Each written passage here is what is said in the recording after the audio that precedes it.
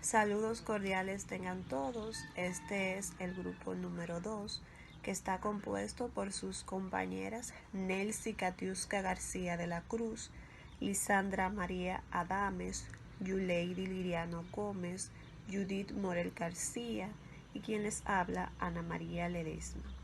En esta ocasión le estaremos compartiendo sobre el tema diversas teorías explicativas de la motivación.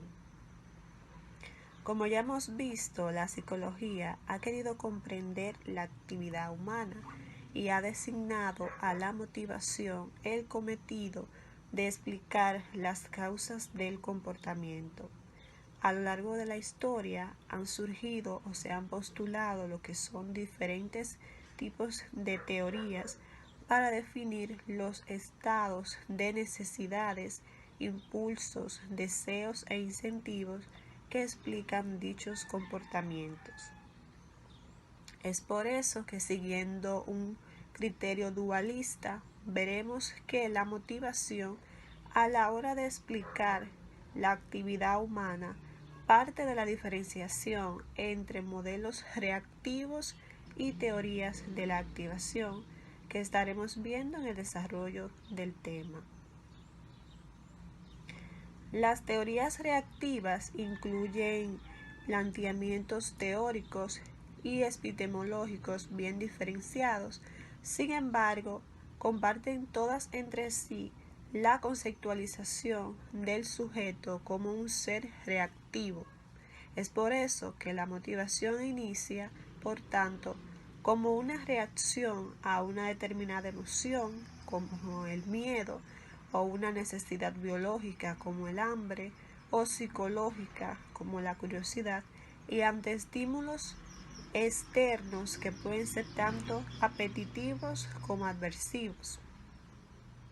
En cualesquiera de estos casos, la meta de la conducta motivacional será satisfacer una demanda y por ende se reducirá la presión. También la motivación cuenta con lo que son orígenes filosóficos, en donde personajes que ya conocemos como Sócrates, Platón y Aristóteles también dieron sus puntos de vista y explicaciones con respecto a la motivación.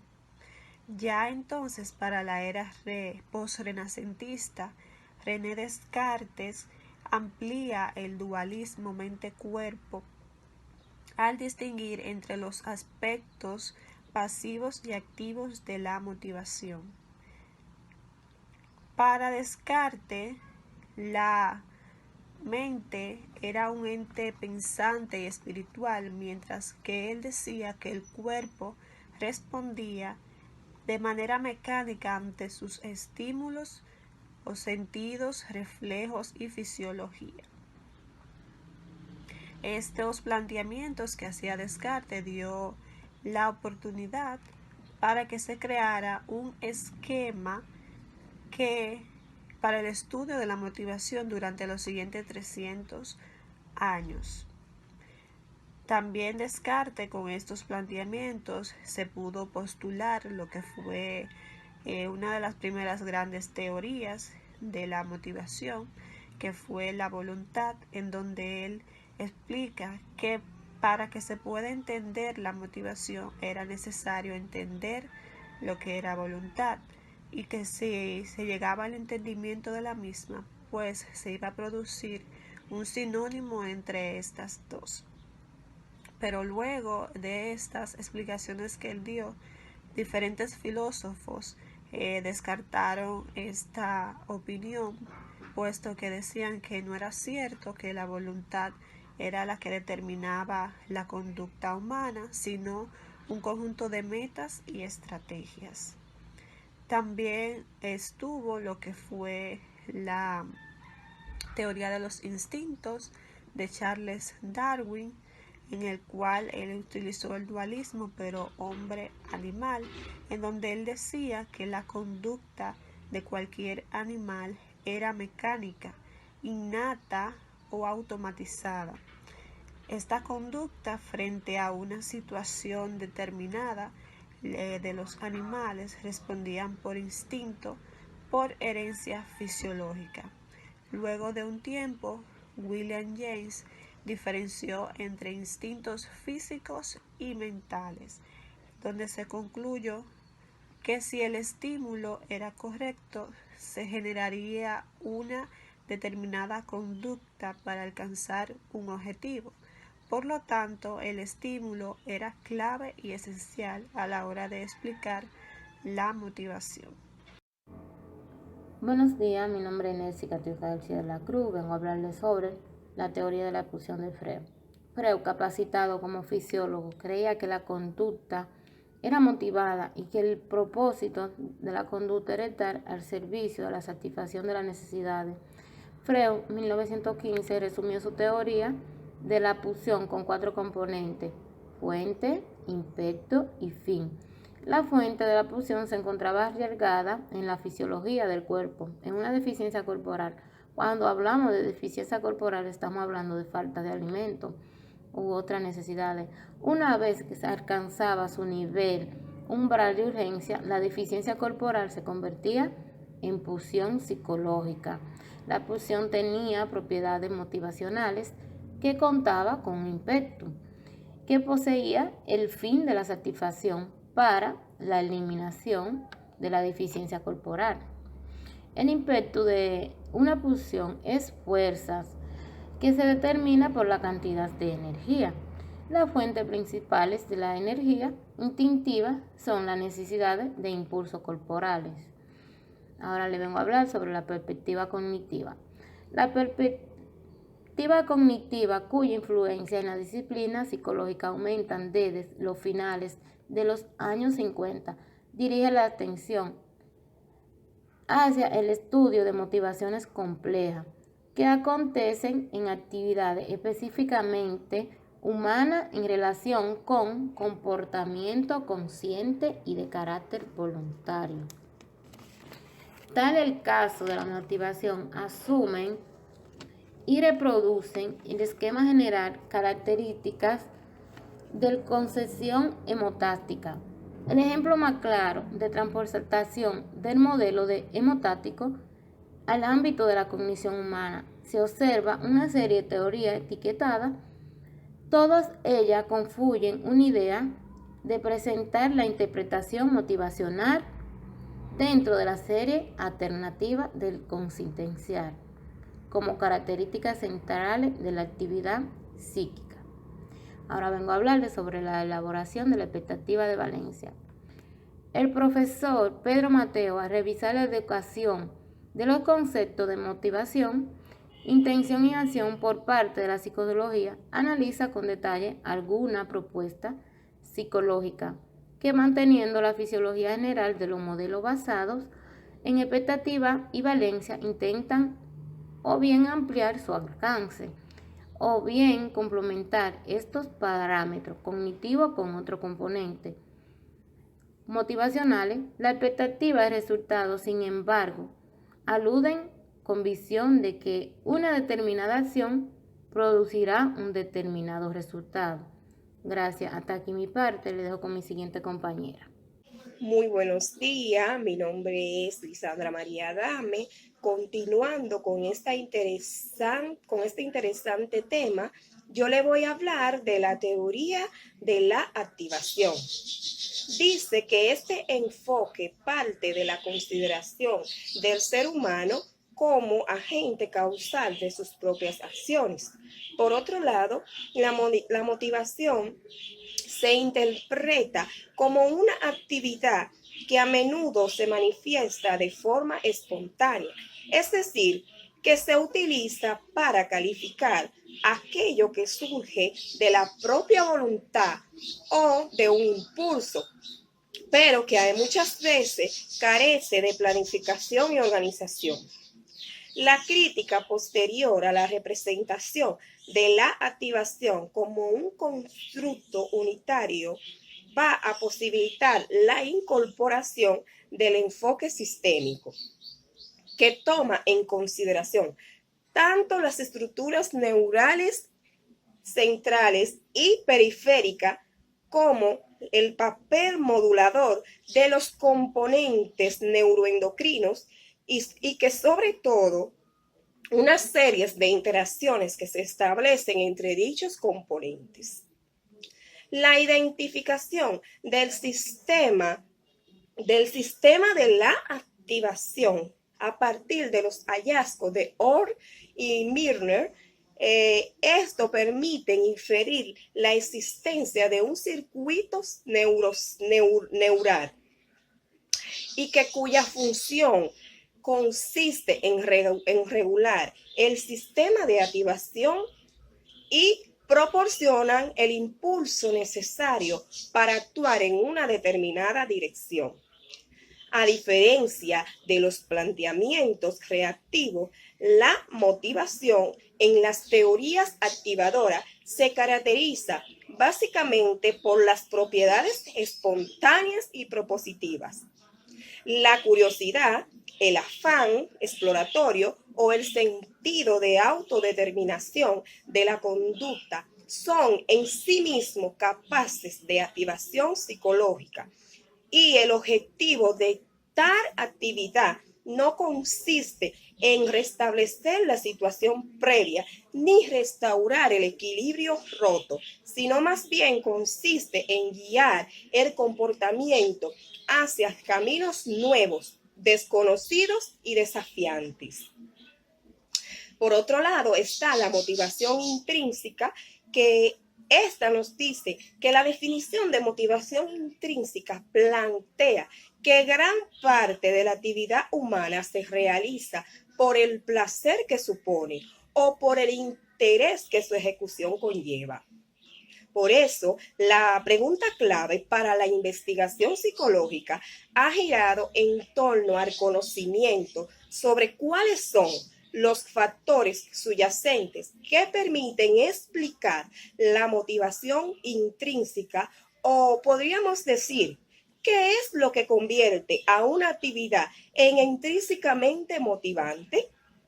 Bueno, algunos investigadores se han interesado por analizar las propiedades específicas de algunos objetos que lo convierten en intrínsecamente motivante. Un ejemplo de una persona con una motivación intrínseca podría ser aquella que se preocupa por mejorar el conocimiento sobre algo. Por eso, la motivación intrínseca es la que presenta al individuo espontáneamente motivado y busca evaluar las personas con autodeterminación, respeto del entorno. Por otro lado está la teoría de la pulsión de Hull. Para Hull, en 1943-1952, dice que la pulsión era una fuente de energía de la reserva compuesta de todas las deficiencias y alteraciones actuales del cuerpo. En otra palabra, las necesidades particulares de alimento, agua, sexo, sueño y demás se sumaban para constituir una necesidad corporal total. En la teoría de la pulsión, la conducta se veía motivada hasta que se satisfacieran las necesidades del organismo y se restaurara una homeostasis biológica. La pulsión pareciera muy prometedora, pero en especial porque podía ser algo que ninguna teoría motivadora había podido hacer antes. Muchas gracias, lo dejo con mi compañera Yuleidi. Buenos días, mi nombre es Yuleidi Liriano. Le voy a hablar sobre los modelos de la acción. Junto al desarrollo de la motivación intrínseca durante la década de los 80 se formalizan una serie de modelos psicológicos que incorporan la intencionalidad y la voluntad como aspecto revelante de comportamiento propositivo humano, atribuyendo un papel específico en las explicaciones motivacionales.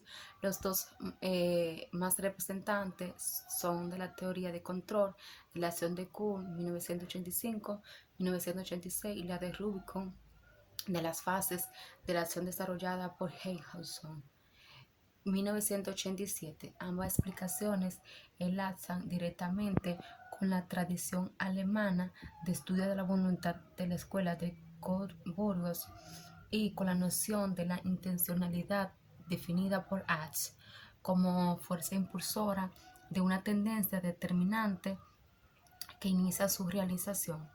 Desde mi consideración personal, las dos mayores aportaciones de estos modelos para apoyar un enfoque activo no meramente de motivación son el establecimiento de una limitación conceptual importante entre tendencias motivacional y logro de objetivos, de la cual se deriva consecuencias teóricas y aplicadas de gran impacto, y la idea de la conducta dirigida a una meta está jerárquicamente organizada, aunque el desarrollo de su estructura y la fundamentación empírica de la jerarquía todavía está por descifrar.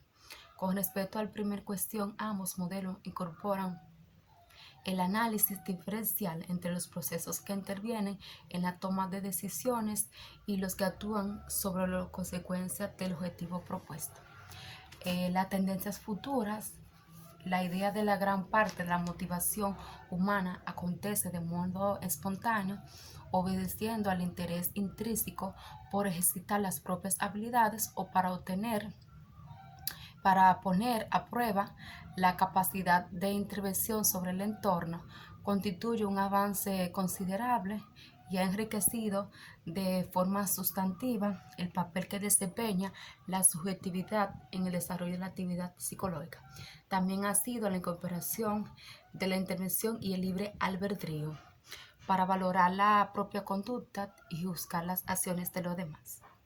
La experiencia demuestra que ni la reacción comportamental ni tampoco la valoración de un acontecimiento suele ser la misma cuando se propone una buena o mala interacción de los protagonistas.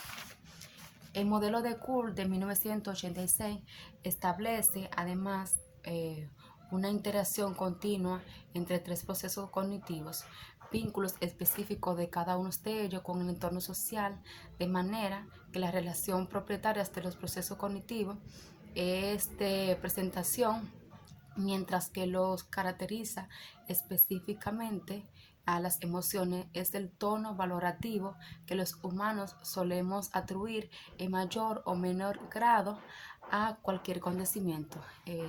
Se encontraba entre la relación de los procesos cognitivos con el mundo de Kurt, 1986, los procesos cognitivos, procesos emocionales y procesos motivacionales. Sin embargo, la psicología cognitiva se ha dedicado a analizar perfectamente el papel crucial que el conocimiento, disonancia, expectativa, atribuciones causales y la voluntad, mecanismos de regulación y modos de control de la acción, ejercen sobre la motivación y sobre la actividad humana hasta el punto de sostener no solo con argumentos teóricos, sino también con evidencia empírica que un factor tan mental como la anticipación de metas futuras puede ser decisivo en la evaluación de nivel de esfuerzos en la evaluación de las reacciones comportamentales. Mi reflexión es poner nuestras conductas dirigidas en metas y objetivos, tener metas claras, proponer siempre una buena conducta. Entre actitud, pensamiento, nos llevas a grandes acciones, a no juzgar a que todos somos libres de albedrío y que debemos valorar lo que el otro se proponga y proponernos nosotros, pero con una buena conducta y siempre estar motivado.